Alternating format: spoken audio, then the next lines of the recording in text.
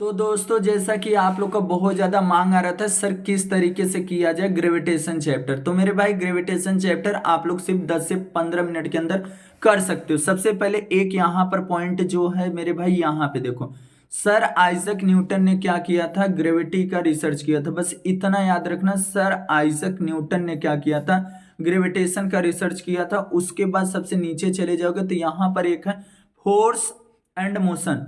Force किसके लिए जरूरी होता है, नेसेसरी फोर्स किसके लिए होता है, change speed as well as direction change करने के लिए किसका यूज होता है, फोर्स का यूज होता है। उसी कारण क्या होता है, अगर यहाँ पर ए ऑब्जेक्ट में रख दिया, अगर इसे मैं फोर्स अप्लाई करूंगा तो ये आगे जाएगा, नहीं तो अपना प्लेस चेंज नहीं करेगा, ना पोजीशन चेंज करेगा।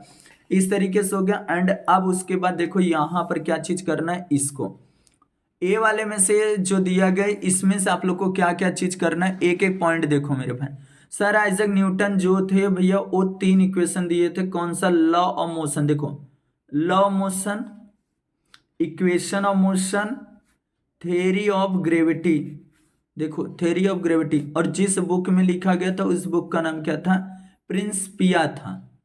और उसके बाद आप लोग को और नीचे आना है, यहाँ पर जो चीजें बता रहा हूं उस चीज को अच्छी तरीके से समझो और कॉन्सेप्ट क्लियर करो।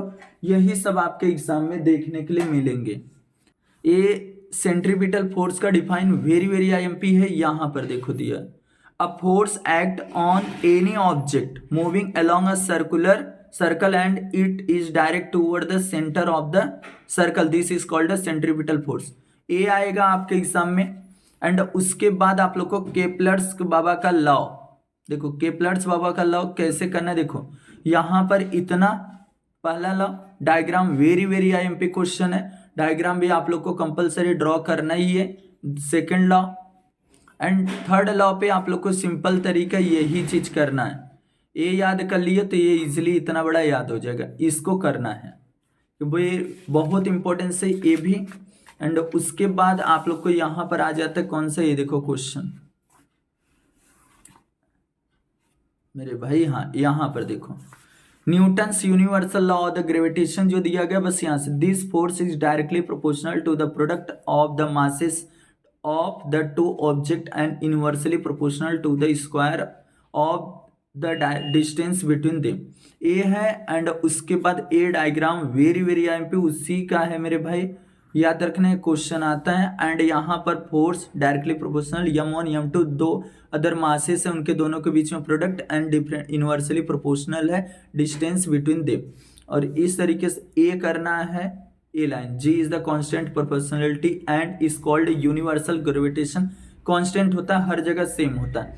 और उसके बाद यहाँ से ये जो वैल्यू है ना मेरे भाई बहुत इंपॉर्टेंस है, ये वैल्यू जी की वैल्यू कितना होता है 6.67 इंटू 10⁻11 न्यूटन मीटर के जी का माइनस, इस तरीके से।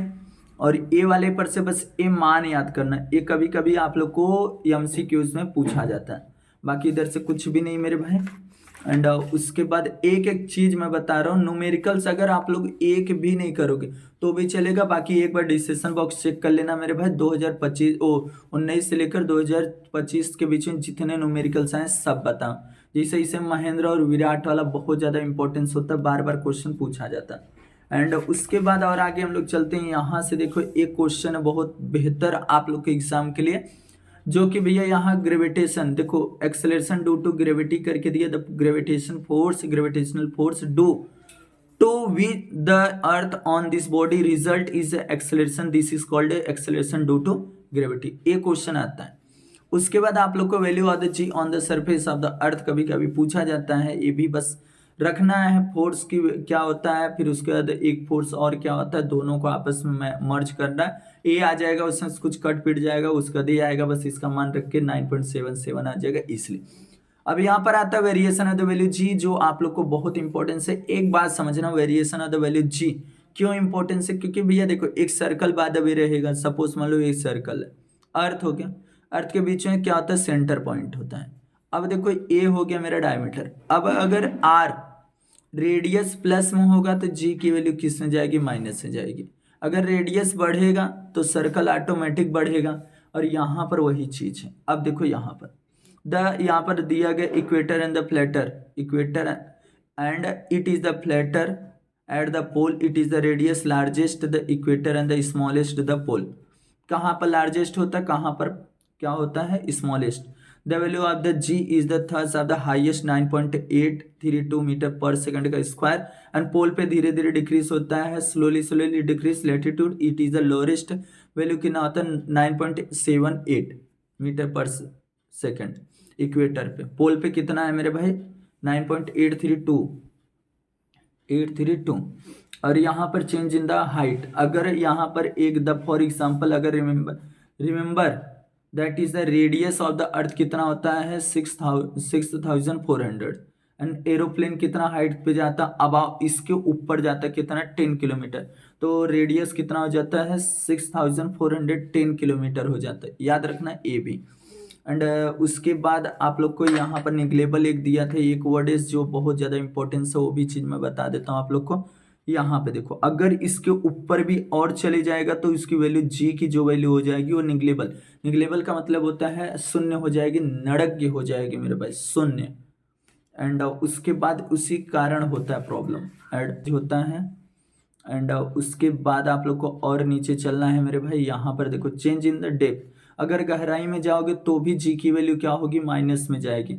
मास and weight very IMP question है, इसका बहुत ज़्यादा इंपॉर्टेंस देखो यहाँ वेरी आईएमपी क्वेश्चन लिखा, इन दोनों का डिफरेंट बिटवीन करना है आप लोग को। एंड उसके बाद आप लोग को इस वाले पेज से कुछ नहीं, हाँ फ्री फॉल का डिफाइन करना है आप लोग को। फ्री फॉल का डिफाइन आप लोग को अच्छी तरीके से करना है। देखो यहीं से we never an object move under the influence of the force gravity alone it is the said to be a falling freely. And उसके बाद और आगे लिख सकते हो, नहीं तो 3 कंडीशन है मेरे भाई, उस कंडीशन को भी लिख सकते हो। v equal to G T और S equal to 1/2 G T का square, V square equal to, अब यस क्या है डिस्प्लेसमेंट, वी क्या है वेलोसिटी, टी जी क्या है ग्रेविटी और टी क्या है टाइम है, याद रखना। अब उसके बाद ए वाला बहुत ज़्यादा इंपॉर्टेंस है मेरे भाई, ए दोनों क्वेश्चन देखो, ए वाला ये दोनों बहुत ज़्यादा इंपॉर्टेंस है, बहुत बार पूछा गया। एक बार डिस्कशन बॉक्स चेक कर लेना मेरे भाई, उसने सब कुछ दिया। देखो अब यहाँ पर पोटेंशियल एनर्जी है, बस इतना ही पोटेंशियल एनर्जी है और उसके बाद इसके वेलोसिटी आ जाता है, इसके वेलोसिटी पे शॉर्ट नोट करना है। क्या चीज़ करना है, द बॉल से कर सकते हो इसके वेलोसिटी तक शॉर्ट नोट आप लोगों से पूछा जा सकता है। उसके बाद मैं एक्सरसाइज से कुछ भी नहीं बोलूँगा क्योंकि सब कुछ मैं बता चुका, सिर्फ इससे ऑब्जेक्टिव ये कर सकते हो एंड ये सब मैं सब कुछ कवर कर दिया ऊपर ही। एंड इसमें से कौन कौन सा क्वेश्चन करना है, जैसे कि ए वाला क्वेश्चन हो गया, बहुत ज़्यादा इंपॉर्टेंस होता है। Explain why the value of the g is the zero at a centre of the earth, ये बहुत ज़्यादा इंपॉर्टेंस है। एंड ए आपको आ रहा है तो कर सकते हो, नहीं तो ऑप्शन में रहने दो मेरे भाई। और उसके बाद ए वाला क्वेश्चन, ए के बाहर से आता है बार बार, the weight of an object change from place to place through its mass is the constant. और इससे न्यूमेरिकल्स पहला हो गया, मैं तो न्यूमेरिकल्स का बस वीडियो देख लो मेरे भाई, न्यूमेरिकल्स का एक बार वीडियो जाके देख लो, आप लोग को पूरा क्लियर हो जाएगा। अब नेक्स्ट आप लोग को जब आप लोग कमेंट करोगे कि इस पे सर साइंस 1 पे दूसरा लेसन का पीरियोडिक क्लासिफिकेशन ऑफ एलिमेंट का मोस्ट इंपोर्टेंट क्वेश्चन लेकर आओ, तो वो भी मैं लेकर आऊँगा। फटाफट चैनल को सब्सक्राइब कर लेना और कमेंट 100% करना कि भैया इस पे मेरे को मोस्ट इंपोर्टेंट क्वेश्चन चाहिए।